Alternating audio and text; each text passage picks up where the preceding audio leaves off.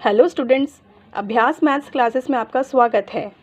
और आज हम मैथ्स का एक बहुत ही इम्पॉर्टेंट टॉपिक्स मैं आपको समझाने जा रही हूँ, जिसका नाम है simplification of numerical expressions.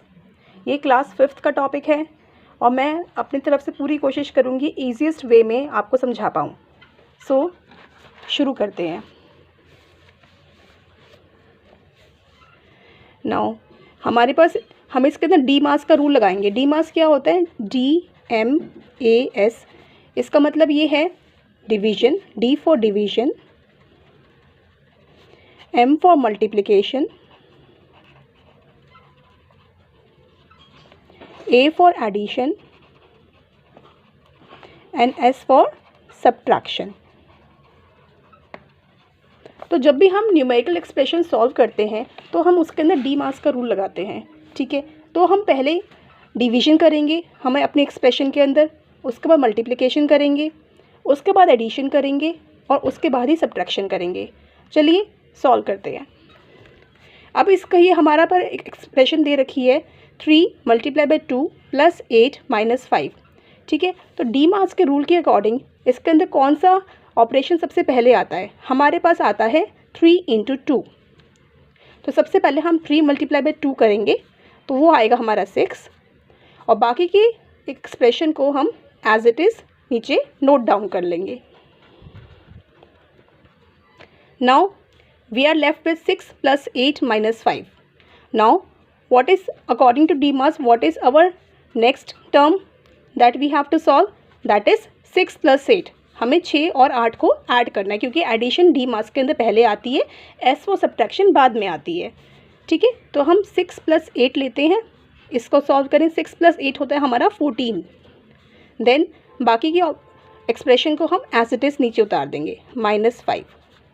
Then next हो गया last operation, that is subtraction. Then 14 - 5 is 9।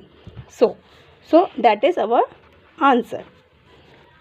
Next हम बी पार्ट करते हैं इसका, जो है हमारा 18 + 4 × 6 / 2 - 9। इसको भी हम डी मास के रूल लगा के सॉल्व करेंगे। ठीक है, तो डी मास में डिवीजन सबसे पहले आता है, जो हमने यहाँ पर लिखा हुआ है। तो पहले 6 / 2 को लेते हैं। ठीक है, तो बाकी एक्सप्रेशन को तो हम एज इट इज़ लिख देते हैं। 6 / 2, अगर हम 6 / 2 करेंगे तो इसका मतलब क्या है? 6 को 2 से डिवाइड किया, यानी कि 6 को हमने 2 से डिवाइड किया। तो 2 को अगर 3 टाइम्स करेंगे तो हमारा 6 आएगा -0। तो हमारा आंसर आया 3। तो हम 6 / 2 की जगह हम क्या लिख देंगे? 3 लिख देंगे। देन उसके बाद बाकी बची एक्सप्रेशन को हम एज इट इज़ नीचे उतार देंगे। नेक्स्ट स्टेप, नाउ उसके बाद आता है हमारा डिवीजन के बाद आता है हमारा मल्टीप्लिकेशन। अब हम मल्टीप्लिकेशन करते हैं। 4 × 3, देन 18 को एज इट इज़ उतारेंगे, प्लस 4 × 3 क्या होता है students? It is 12। Then -9, same to same. ठीक है, और उसके बाद डिवीजन, मल्टीप्लिकेशन, उसके बाद होता है हमारा एडिशन। देन एडिशन 18 + 12, तो हम इस ऑपरेशन को अब कंसिडर करेंगे। 18 + 12 होता है हमारा 30। -9 को हम एज इट इज़ नीचे नोट डाउन कर लेंगे। अब नाउ लास्ट ऑपरेशन होता है हमारा subtraction. 30 - 9 it is 21, which is our answer. समझ में आया स्टूडेंट्स आपको?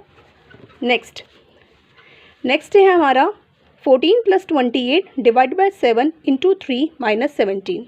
अब इसको भी डी मास लगा के सॉल्व करेंगे।